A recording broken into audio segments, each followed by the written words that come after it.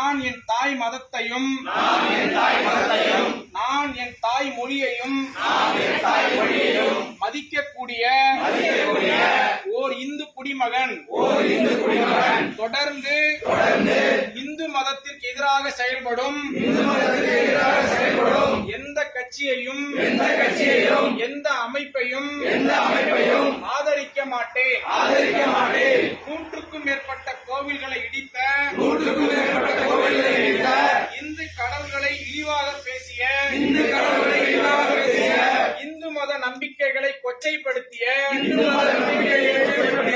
திருப்பரங்குன்றத்தில் தீபமேற்றுவதை தடுத்த